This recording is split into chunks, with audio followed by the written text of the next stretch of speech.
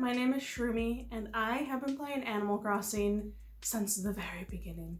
Since GameCube, I've played every game since, as it was the newest game in the series, with the exception of Amiibo Festival.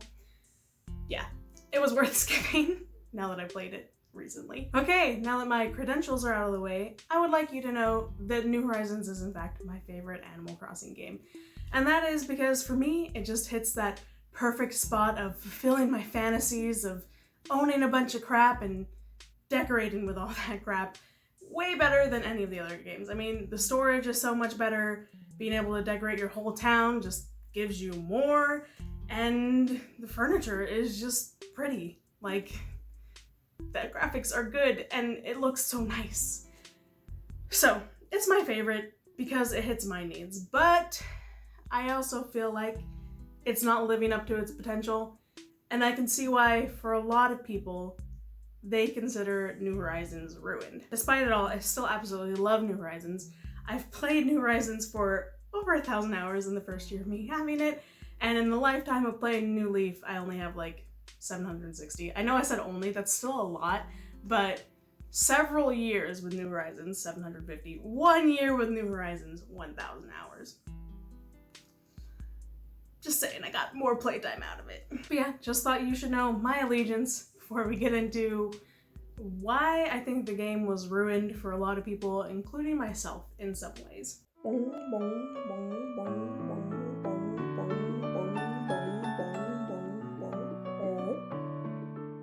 Number one, hype. In my opinion, New Horizons was already on the road to be a disappointment several months before it came out. You see, with Nintendo not releasing much information on the game, people were like dying to get their hands on anything. And we saw a huge explosion in Animal Crossing hype content.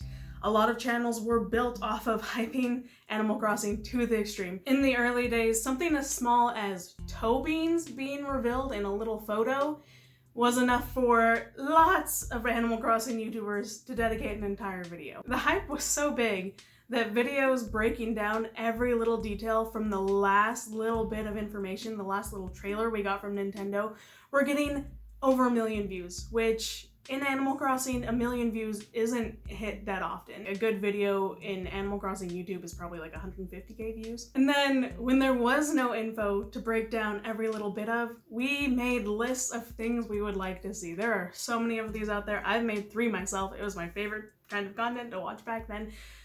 But people were excited, people were thinking all about it, and it was actually really cute in those early days because every little tidbit of information people got excited about and like hyped hard, and like the whole community was so freaking cute. Like, we can have fences now, guys! And oh, I miss the innocent days of happiness. But of course, like, those innocent days led to the downfall we're kind of in now because no game could ever live up to that much hype. Thank goodness New Horizons isn't so bad that when it did come out, people were immediately disappointed. Like, it took a few months until I started hearing whispers of people being like, hey, New Horizons maybe isn't as good as people are saying it is, maybe, possibly. And I mean, maybe, possibly, the hype could have been fine if New Horizons did have all the things that New Leaf had, like all the different amenities and NPCs and things. But I sincerely doubt it. Like, we just hyped it so hard and dreamed of so many things. Like, we're disappointed about things that weren't even in New Leaf before. Like, so many life improvements happened, but people are always going like, I mean, that quality of life improvement was nice, but maybe they could have taken it a step further by, you know, having a terraforming easy menu or something like that. Like, I don't know. With how much it was hyped, I don't think we could have ever been satisfied with the product. For sure, New Leaf never had the amount of hype leading up to it that New Horizons does. I remember 6-ish months before New Leaf came out in Japan, I searched it on Pinterest and only 5 pins came up that were related to Animal Crossing. Everything else was just like crossing signs with different animals on them, like ducks and deers or whatever. However, once the game released, oh my, you could scroll for days and it would all be Animal Crossing stuff. Then, several months before the game came out in the US, that's when hype started building, but at that point it was out in Japan. So other players around the world, we just watched what the Japanese players were doing. So there wasn't really like an opportunity to get overhyped. We were just hyped equivalent to the game. Like, you can't be disappointed when you're literally watching raw gameplay footage and seeing exactly what the game is like. So when the game came out, you were like, oh, this is what I've been watching for the last several months. There was no like, I thought it was gonna be this, but then it was this. I mean, we also robbed ourselves of like being surprised by how good the game was because we watched gameplay footage of every little thing. But you know, at least we weren't disappointed. Meanwhile, New Horizons is over here with a much bigger fan base than New Leaf ever had, and like all the hopes and dreams and expectations that have built up over 8 years being put upon it. Yeah, it just didn't have a chance to live up to everything we wanted it to be. Number 2, quarantine. On March 11th, 2020, COVID-19 was officially announced as a pandemic, and from there, anywhere that wasn't on lockdown started going into lockdown. So by the time New Horizons was released 9 days later, a lot of us were beginning our great isolation. For most of us, this meant a lot of free time opening up, whether it was just because we weren't socializing anymore or going outside and doing outside activities around other people, or even for some of us, like myself, our hours being cut at work. Basically, we all just had a lot of time on our hands, and New Horizons came to fill that void. I know I played so much in that first week that my butt literally hurt from sitting so much. I'm still dealing with butt pain complications from sitting so much the first couple weeks of having New Horizons. Like, how sad is that? Ah! And looking at the hours that a lot of people were posting at that time of their gameplay, I can confidently say that I wasn't the only one playing way too much that first month. And yes, I know we all laugh about it, but how much we played is a huge problem. Like, it's probably healthy to play an hour of Animal Crossing a day, maybe 3 if it's like one of your heavier days, but not like 3 every day.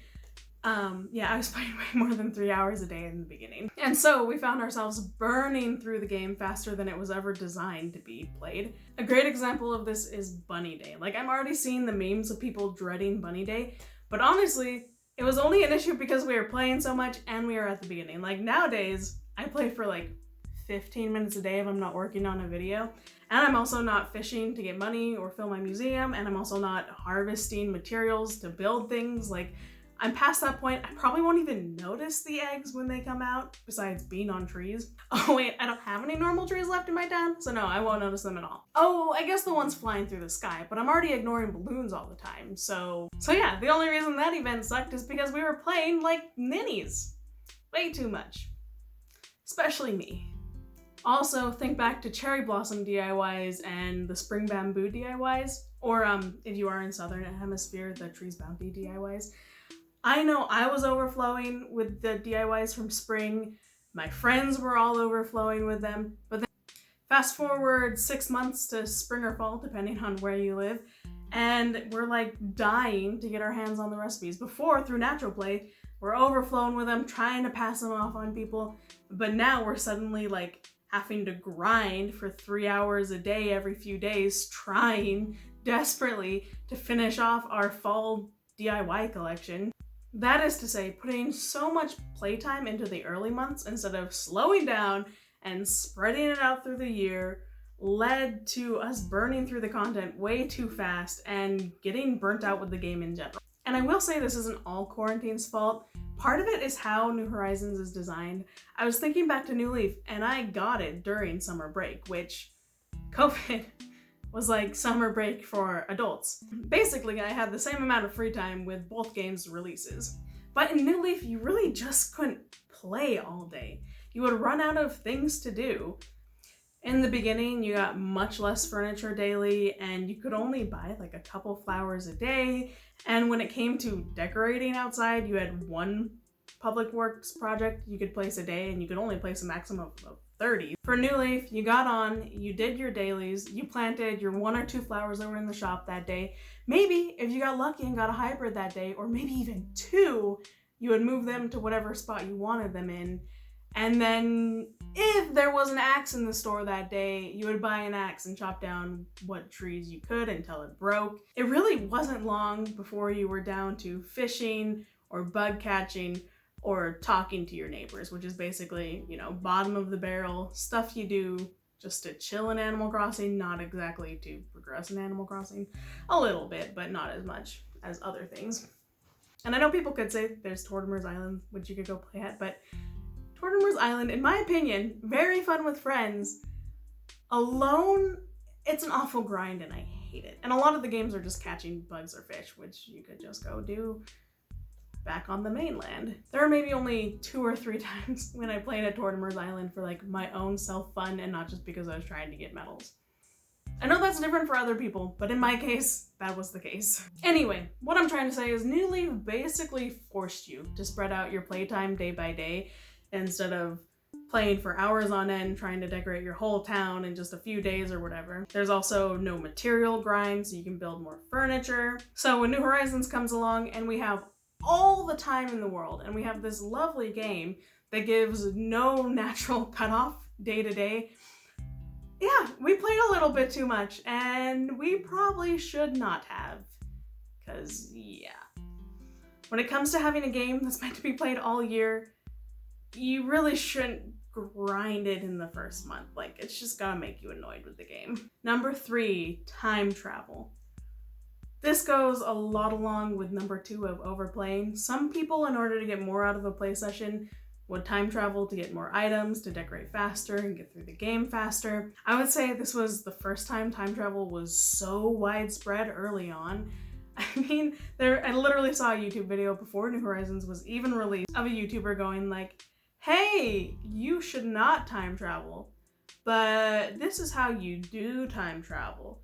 But time travel bad and you shouldn't time travel because Nintendo is telling me to tell you that because they gave me an early release copy and I have to do what they say. But this is how you time travel, which you shouldn't do. Anyway, a lot more people knew about it from the beginning than ever before. Heck, you would see tons of crossing tubers like casually time traveling, which kind of shocked me at the beginning. I was like, whoa, these people time traveling casually? Telling the world that they time travel? I don't know. It shocked me. And then there were all the tours, which we obviously knew they time traveled to get all those sexy 1 month away Tom Nook items. Time traveling was fully normalized within the first couple weeks of New Horizons being out. So why not do it, right? Personally, I think it really ruins the game. Animal Crossing is not designed to be played quickly. It's supposed to be spread out throughout time. So when you cram it all into a week, you're gonna get burnt out. And you're also gonna hit a wall that makes you wanna stop playing. Whereas normally, when you're playing at a normal pace without time traveling, you slowly over the months lose interest and hopefully you taper off just as like you run out of things to do instead of it being a hyper speed and hitting that wall way before the year is up. I know most games I finish in about a weekish of overplaying, and it's generally fine because those games have a story and that story has an end, so I feel satisfied at the end of my week of binge playing, although I'd probably feel more satisfied if I spread it out. Like, it's honestly, we need to stop binge playing. I need to stop binge playing. I know one time in my life I played Breath of the Wild, not binge playing, like only played like 30 minutes to an hour a day, didn't play some days. It was the best gaming experience of my life. But no, for some reason, I can't resist binging a game when I play it. It's so gross. Anyway, time traveling in Animal Crossing just doesn't work because Animal Crossing is not about the destination. It's not about finishing the game. It's about the journey of getting to everything, about getting your town done, about getting your house done. When you time travel to like rush that whole process, you're more likely to be left feeling quite hollow about your Animal Crossing experience. I have yet to see anyone say that they've played the game twice, the first time traveling and the second not time traveling, and them say, you know what, the second time when I didn't time travel ruined the game for me. Awful game without time traveling. Most of them, all of them, I've seen them say, you know what, the second time around I didn't time travel and I really enjoyed my playthrough much more than before. Extreme time travel just ruins the magic when you do it early.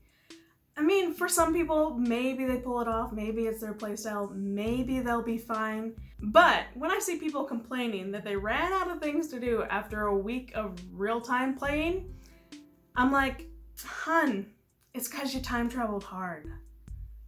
The game was not designed for you to time travel. So I'm gonna say it's not that the game was badly designed, it's that you played the game wrong. You know, it's like cheating on a game and complaining when you're like, it's just too easy. Like, that level, when I got rid of all the enemies on it, it was just too easy. And it wasn't fun. I don't know. When people time travel and then complain about the game, I'm like, it's kind of on you at that point. I'm sorry. Number 4, the updates. / why the heck has it been a full year and everything that was a New Leaf isn't a New Horizons yet?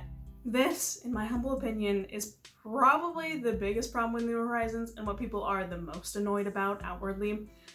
3 months in, I know I was really, really annoyed. Like, Nintendo, you just sold me a game that isn't finished. And I thought maybe you'd finish it in the first 3 months, but it's still not finished. And now it's been a year, and it's still not finished. And they advertised 3 years of updates like it was this big, grandiose thing. And it was like, wowie, you're gonna keep improving the game for the next 3 years. And really, it's like, by the next 3 years, we promise to have the game actually done for you. But now that we're at the 1 year anniversary, I'm honestly bothered a lot less about it. I've thought way more about it, and I've realized this is probably the best case scenario. Okay, just think about it with me. I'd rather have the fully functional game now without the little bits of Animal Crossing charm than to wait another 3 years for the game to be completely done or for them to release it completely done.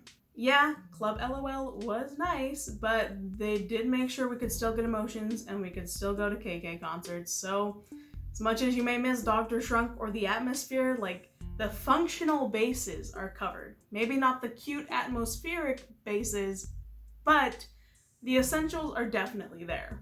Or an even worse scenario is that they could have released it as like a New Leaf Plus, you know, what they did going from Wild World to City Folk, where it's basically the same game, but they like make the graphics look a little bit prettier. They had a few more furniture series, a little more clothing, something like that. Basically no new big changes like terraforming or placing furniture outside. And I know a lot of people would be fine with this, but it would really annoy me because you just took 8 years to put this game out and it didn't really like progress the series. It didn't transform it in any way. It didn't make it new. Yeah, that is, in my opinion, the cheapest and worst way they could have gone. I know people would be happy with it, but I would not be. Honestly, the fact that they chose the path they did to release it in 2020 but finish it over time shows me that they really cared. Like, fans were on the edge of the seat waiting for this game, being like, hey Nintendo, it's been 7 years. Where's our next Animal Crossing game? So they got the game out to us, and instead of just being like, okay, we're gonna cut the corners, get this game out for everyone, they were like, okay, we're gonna get this game out, but it's not done. But we will be finishing it, so we don't have to cut corners on it. For example, instead of dragging forward furniture that they designed 20-ish years ago for the first Animal Crossing game, which they have dragged forward for every Animal Crossing series, we can see them in New Horizons rethinking them. Like, the classic got remade into antique, the kitty got remade into the wood block series. They are taking the time to revise the whole game. They're not just being like, okay, we'll copy and paste everything from before, give it some updated graphics, and I guess we'll put in a couple new features and call it good. You can also see that in clothing. They have decided not to drag forward all the patterns that have been in games since GameCube. A few of them made it, but you can only buy it through the kiosks. You can't find them in the Able Sisters store. And they have created a stunning... I'm shocked by the clothing in New Horizons, honestly. They clearly put tons of time and effort into making beautiful clothing for this game, like we haven't seen before in any other Animal Crossing game. Like, New Leaf had nice stuff, but it was like every now and then there was a nice stuff, and most of the other stuff wasn't as nice. Almost everything in New Horizons, I'm like, that's a nice piece of clothing. Not my style, but that's a nice piece of clothing. Of course, this whole update thing is annoying, and not knowing what's going to be in the game in the end, it's annoying. But I truly, truly, truly believe that in the end, it's going to be for the best. Now, I'm going to tell you something you may not believe, and of course, this is all my own theories, I'm going to back them up, but Nintendo is actually behind on the updates. I think at this point, they wanted to have way more out. So what is my evidence for this? Data mining and New Year's. I will be talking about data mines that happened around April of last year, So if somehow you've been managing to dodge those for the last several months, one, I'm going to congratulate you. You've done a great job getting this far. And I'm also going to warn you, go ahead and skip the next couple minutes because I'm going to be talking about these data mines. Okay, the data mines I'm referring to are Brewster with gyroids, which, oh my gosh, can you imagine if the data mine didn't come out? I think people are just so hyped for Brewster because of that data mine, and I don't think people would care nearly as much if there wasn't evidence of him coming to the game soon. And the other data mine is farming and cooking. So if they have been working on these and been putting code into the game since like April, why are these features not out yet? Well, we can tell that they are not done yet from what we see at New Year's. Just look at the quality of these food items. They are not up to New Horizons standards. Like, the grapes aren't even round. You can still see the planes on them. You can see flat surfaces. Like, and the ramen, it kind of grosses me out looking at it because it looks like it's been out for 3 days. Like, okay, don't think about it. Don't think about it, Shermie. But it's not that they can't do food well. When we look at the food from Thanksgiving, like, I want to bury my face in that. It looks so delicious. And like your mom's cakes and things like that, there's food in the game that looks good. So I think the reason they haven't released cooking yet is because they just are struggling to get the food up to New Horizons standard and looking delicious. I'm sure it's rough looking at what they put out for New Year's. And of course, they cannot release vegetables until they release the purpose for vegetables, aka cooking. My guess is that they wanted to release cooking and farming in the summer, as Pocket Camp had a garden-themed event along with Punchy's garden vegetable cookie thingy. So like, they were doing vegetable things in Pocket Camp, and while New Horizons was doing wedding-themed crap in June, Pocket Camp was also doing wedding-themed stuff, so I think they wanted to stay neck and neck, and that did not work out. When they didn't make that, I'm sure they wanted to aim for Halloween since they would be releasing pumpkins, so you gotta have farming out, but they obviously didn't make it for that, so they just went, okay, we'll do pumpkins now and just have to finish things later. And Thanksgiving has another hint for the cooking mechanic, as all of the villagers get their own like separate kitchen that matches their house. Like, why would they go through that effort if they weren't going to use it somewhere else in the game? Oh, and plus they had super cute cooking animations. Like, why would they have that if there wasn't going to be a cooking in the game? And I've had villagers mention, like, you know what's great? Making gratin on my cotton candy machine. Like, Zuck, my dear Zuck, you're not making any other food but cotton candy on the cotton candy machine. I've also had Keaton mention making something other than popcorn on his popcorn maker.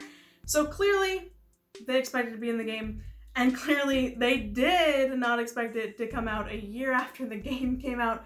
Otherwise, why would they put that dialogue in so early? Then there's Brewster, who has also been in the dialogue early on.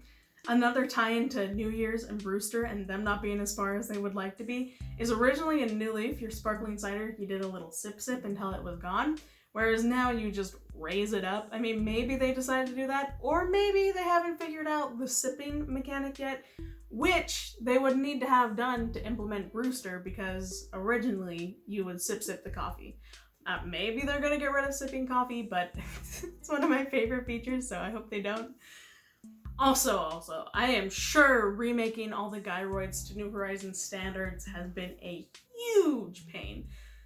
Previous to New Horizons, they've all just been copied and pasted from the previous game. Like, the only time they added new gyroids was for New Horizons as like a gift you would win from Brewster after working for him for a while.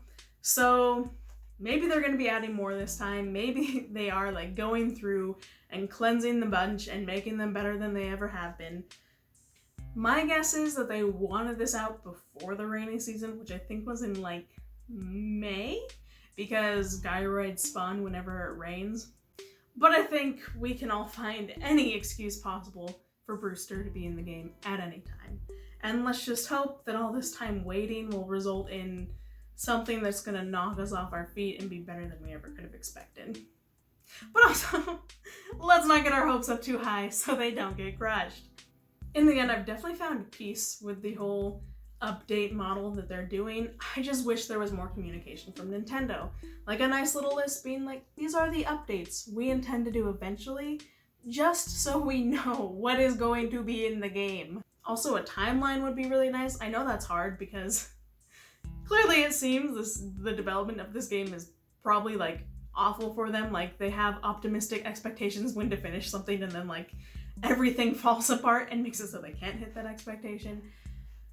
But I feel like most of us that are frustrated with the updates, we're just frustrated because we feel like we're in limbo. We don't know what's going to be there in the end. We don't know when it's coming.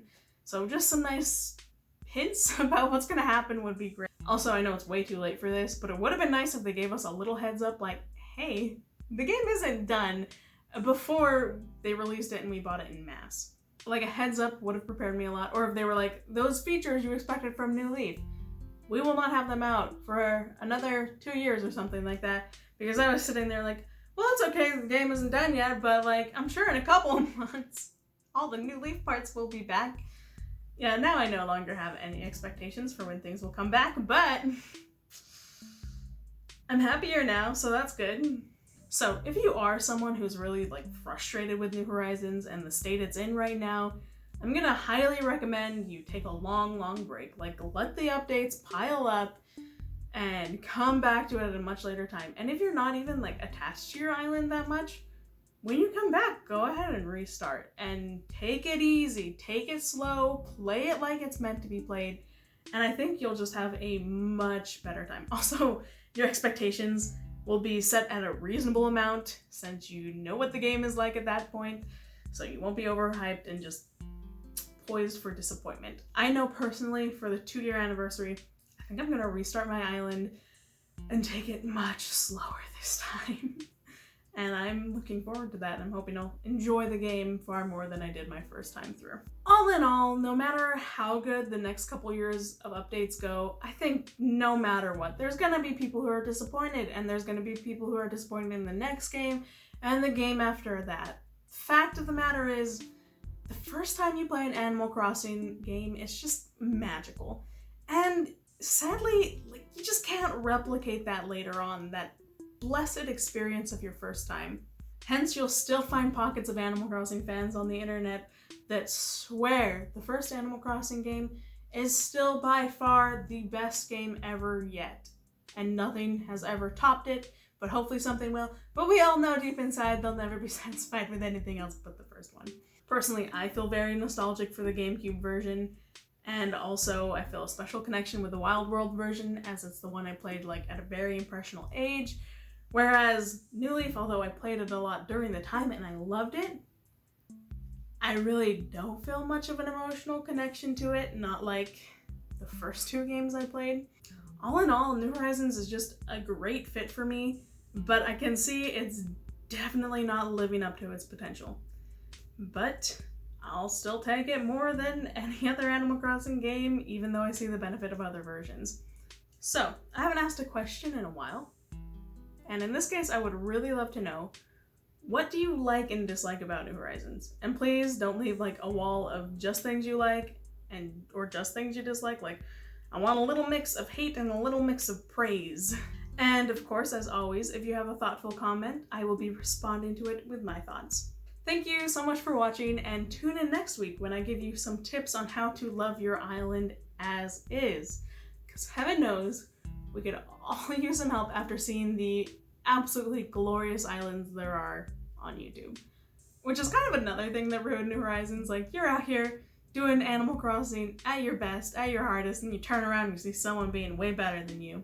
Anyway, if you haven't already, go ahead and subscribe for some more wondrous Animal Crossing content I post weekly. Or I already have a wonderful backlog of videos, few dozen, that you can watch right now just by clicking on my name. I hope you have the loveliest of lovely days. Goodbye until next time.